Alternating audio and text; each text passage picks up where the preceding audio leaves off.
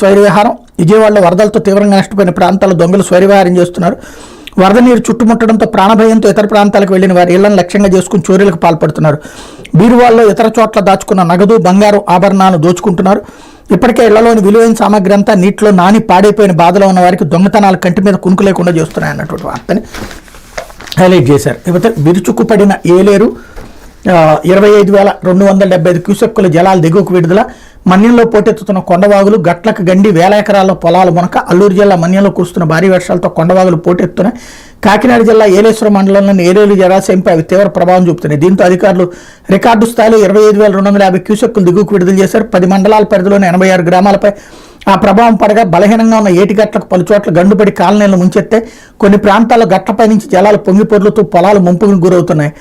జల దిగ్బంధంలోని రాజుపాలెం ఉంది. కెర్లంపూడి మండలం ముక్కోలు రెగ్యులేటర్ సమీపంలో వాలు కాలువకు గండిపట్టడంతో రాజుపాలెం జల దిగ్బంధంలో చిక్కింది. ఏలేరు ప్రధాన కాలువకు భూపాలపట్నం వద్ద గండిపట్టడంతో పొలాల్లోకి నీరు చేరింది. ముక్కోలు వంతెనపై 4 అడుగుల మేర నీరు ప్రవహించడంతో రాకపోకలను నిలిపివేశారు. రాజుపాలెం ప్రజలకు స్థానిక పాఠశాలలో పునరావాస కేంద్రం ఏర్పాటు చేశారు. కెర్లంపూడి మండలంలో 10,000 ఎకరాల ముంపుకు గురైనట్టు రైతులు చెబుతున్నారు. తిమ్మాపురం వద్ద గండిపట్టడంతో భూపాలపట్నం, సుంగరాయనపాలెం గ్రామంలోకి నీరు చేరింది.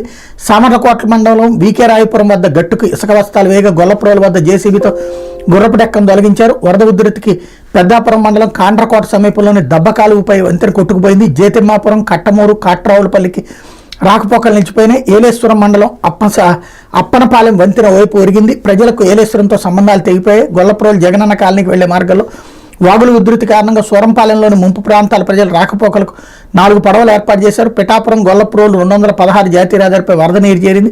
కాకినాడ జిల్లాలోని మెట్ట ప్రాంతంలో ఉన్న పంప, సుబ్బారెడ్డి సాగర్, చంద్రబాబు సాగర్,